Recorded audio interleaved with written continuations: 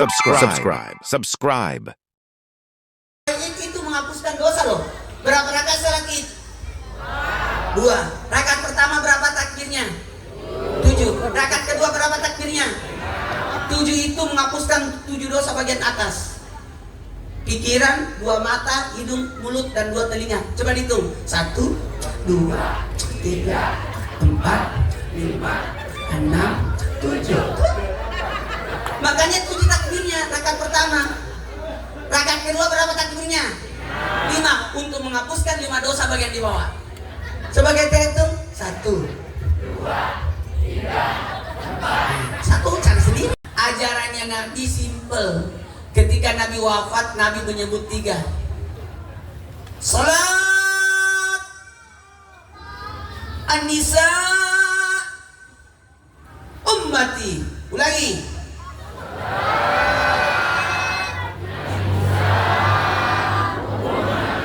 Nabi sebelum wafat, Nabi menyebut 3 ini. Itu bangunan apa? Oh, rumah. Saya kira punyanya masjid. Bukan ya? Jamaah. Bagus masjidnya loh. Luas lagi halamannya. Pintar ini. Kalau di dalam syariat, kalau di luar syiar. Bagus ini pintar. Makanya lebaran itu syariat sekaligus syiar sebenarnya.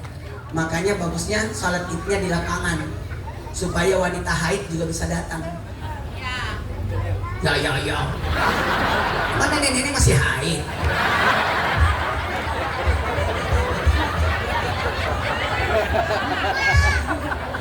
Iya, makanya kalau Idul Fitri pakai 2 lapangan ini.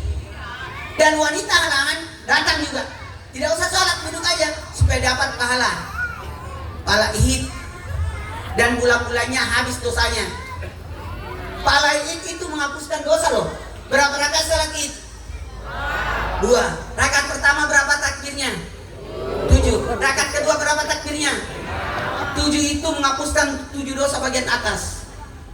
Pikiran, 2 mata, hidung, mulut, dan 2 telinga. Coba dihitung. 1, 2, 3, 4, 5, 6, 7. Makanya 7 takbirnya rakaat pertama. Rakaat kedua berapa takbirnya? 5 untuk menghapuskan 5 dosa bagian di bawah. Sebagai terhitung 1, 2, 3, 4. Satu cari sendiri. Jadi sebaiknya semua anak kecil pun bawa, supaya malaikat pada melihat. Ya Allah, ampunilah dosanya orang berangkat dan semua tanah yang kita injak, doain kita. Makanya kalau pergi salat Id, lewati jalan yang berbeda. Lewati jalan berbeda, jangan jalan yang sama.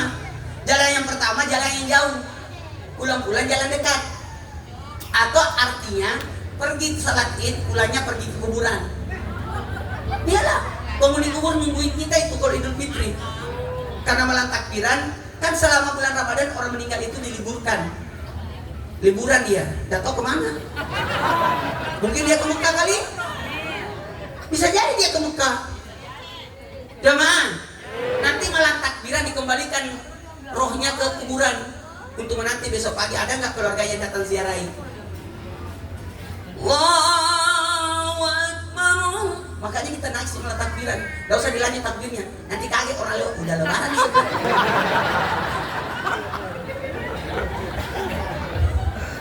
Kita mulai ceramahnya ya. Ini nggak usah terlalu panjang, singkat-singkat aja. Soalnya panjang pembahasan saya nih. Mana udah mau jam 10 lagi. Untung saya tidak disuruh ceramah jam 11. Namanya saya kuntilanak. Ceramah tengah malam. Jamaah, bisa dimulai ceramahnya? Jadi 3, sholat. Pesannya Nabi nih, sholat. Kalau kita meninggal, pesan kita kan beda. Nenek kita, kalau saya nanti mati, jangan jual lapangan. Kenapa, kek? Itu tanah orang. Nabi pesannya bukan tanah.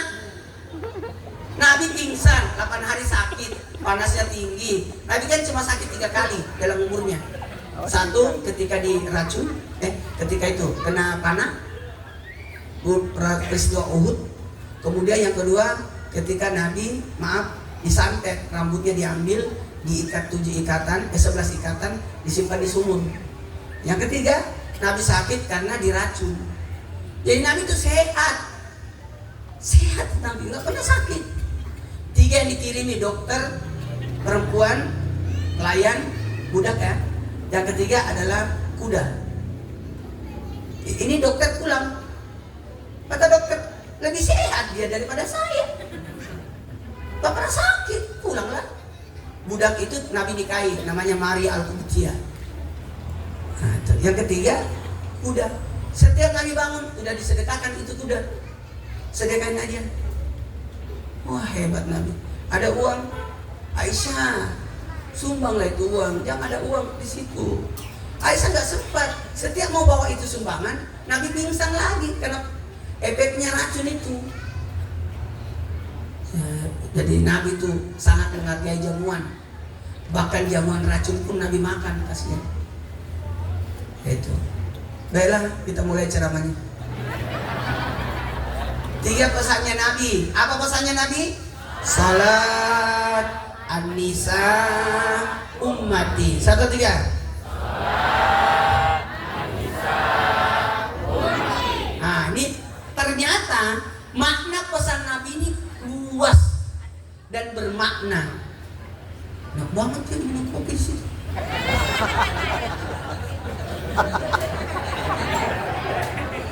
Gantian katanya. Jemaah, mau selamat? Mau selamat dunia akhirat? Sholat. Itu intinya. Mau bahagia dunia akhirat?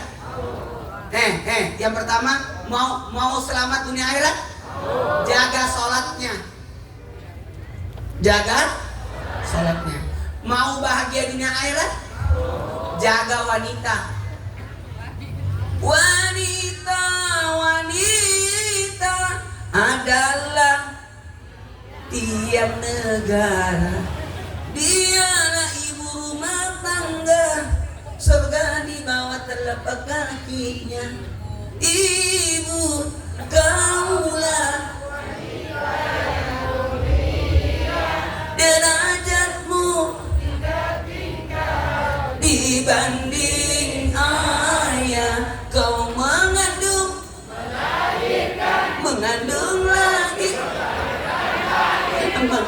lagi banyak kali tuh.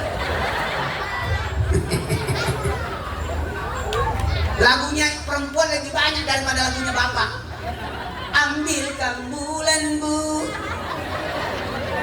Nggak ada ambilkan bulan pak, karena hanya ibu yang datang bulan. Bukan itu maksudnya.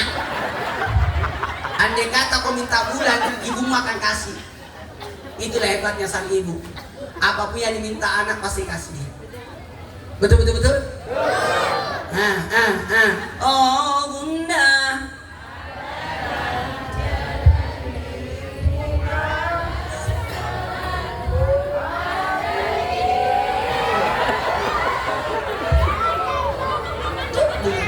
ada lagunya Yanda. Ibuku sayang masih terus berjalan, walau tapak kaki penuh darah, penuh nanah. Lagunya ayah ada sih.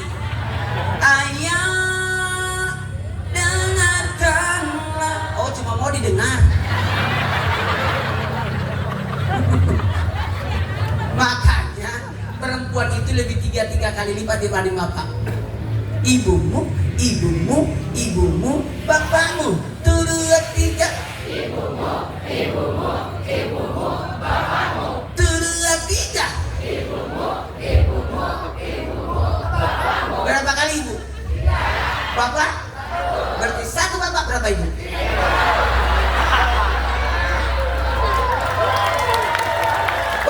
Tepuk tangan. Kan gampang. Saya aja ini udah 6 tahun meninggal, istri saya tidak nikah. Saya lebih memilih puasa Idris, tiap hari puasa, sudah 6 tahun. Kenapa? Saya lagi fokus membesarkan anak-anak saya. Ibunya meninggal, anak saya 4, 3 tahun, 5 tahun, 7 tahun, 9 tahun. Maka saya fokus membesarkan anak-anak saya. Belum tentu wanita yang datang itu mencintai anak-anak saya. Ibu tiri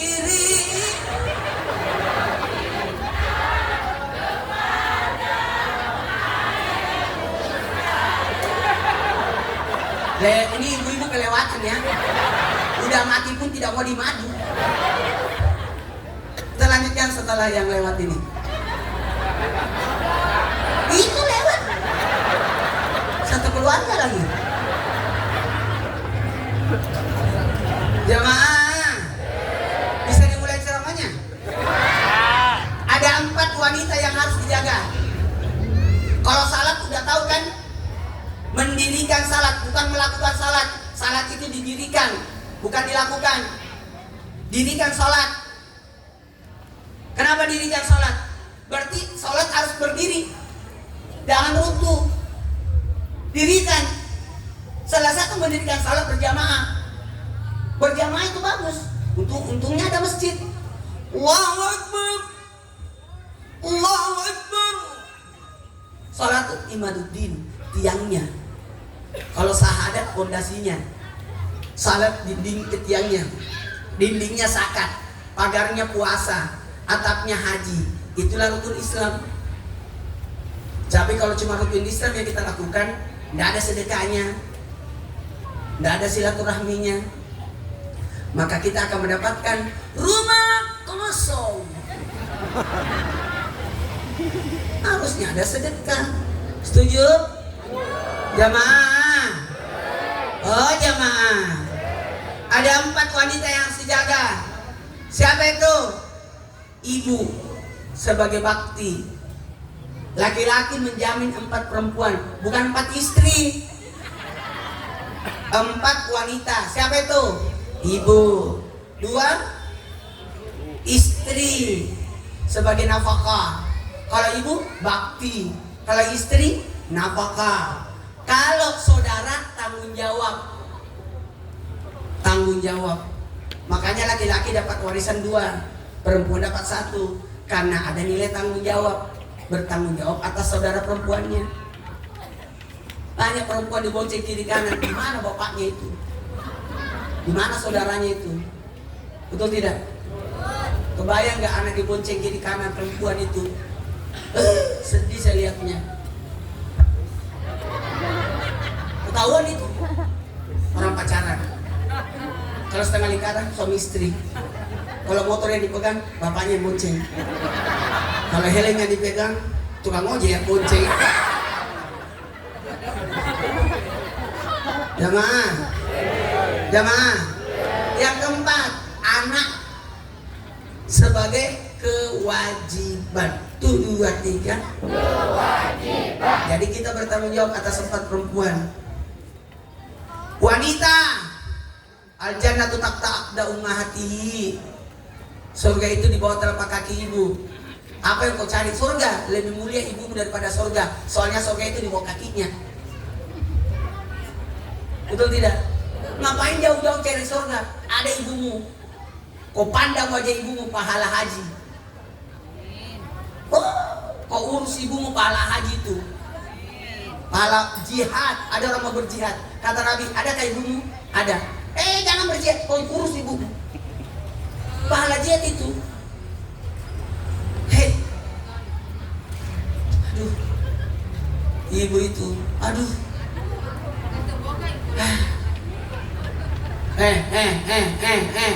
Dia memang suka marah-marah, tapi itu bentuk kasih sayang.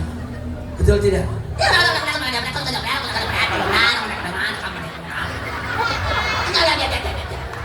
Emang ibu begitu.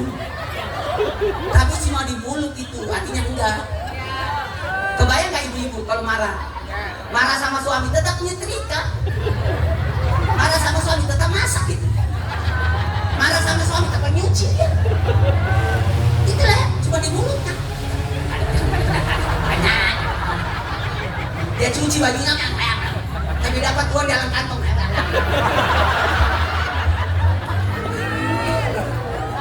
Makanya kalau wanita berdoa 3 kali lipat doanya diijabah dibanding laki-laki. Saya suka itu kalau ibu majelis taklim, lagi tahlil, zikir, rawih, baca doa. Saya suka. Ibu-ibu aja mimpin. Karena ibu itu 3 kali lipat doanya diijabah daripada bapak-bapak. Karena kenapa? Karena ibu-ibu berdoa dengan kasih sayang. Ada rahim. Ada rahimnya. Allah ciptakan rahim buat ibu. Makanya perempuan itu lebarnya di bawah, segitiga terbalik itu. Di sini rahim, mulutnya yang diruncing. Tapi kalau bapak-bapak beda, segitiga terbalik, lebarnya di atas, menanggung jawab. Makanya laki-laki itu lebar atasnya. Benar ada kan? Lancip bawahnya, nggak usah dibahas. Kalau perempuan lebar bawahnya, tak ting.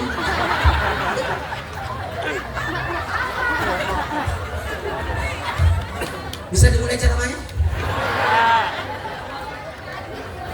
Yang ketiga, jamaah mau selamat, jaga sholat. Mau selamat, jaga sholat. Mau bahagia, jaga wanita. Jaga wanita. Mau manfaat, mulia, mau mulia, mau mulia, jaga umat. Ini umat ini. Jagain umat. Guru sekolah jagain muridnya. Itu jagain jamaahnya, dijaga. Jangan dimarahi anak-anak. Lari-lari di masjid, gak apa-apa. Yang penting bukan maknya lari-lari. Namanya juga anak-anak. Betul tidak? Ini coba lihat, udah jam 10. Udah jam 10. Ini anak-anak masih duduk dengar ceramah saya. Kenapa? Karena mengira saya temennya. Sama-sama kecilnya. Tapi itu yang di ujung, itu gak peduli dia. Namanya anak bocah. Biarin aja. Saya marah. Saya punya anak 4. 1 kali pun saya tidak pernah marahin anakku, tidak pernah pukul anak saya. Alhamdulillah. Yang pertama sudah 15 tahun. Yang kedua 13 tahun, yang ketiga 11 tahun, yang keempat sudah 9 tahun. Tidak pernah 1 kali pun saya marahi anak saya. Jadi saya pakai kasih sayang. Udah salah, mandi nak. Kalau udah mandi gatel dan bau. Tidur nak. Kalau kau mau begadang besok ngantuk di sekolah. Dijelasin aja itu anak. Pipis lagi di situ. Mana ini bunga sewa. Dasar kucing. Kucing itu jalan-jalan langsung petaki melihat wilayah. Kucing itu kalau pipis menandakan daerah kekuasaannya. Sama anak muda. Kencingnya anak muda, kencingnya anak-anak, kencingnya orang tua beda. Kalau sudah dewasa pikirnya tinggi, pasti duduk pipis, pasti duduk jongkok. Cari toilet. Kalau anak muda cari pohon atau tembok. Digosoklah di situ. Tapi kalau anak-anak pipis, dia tulis namanya Budi. Kencingnya di jalanan.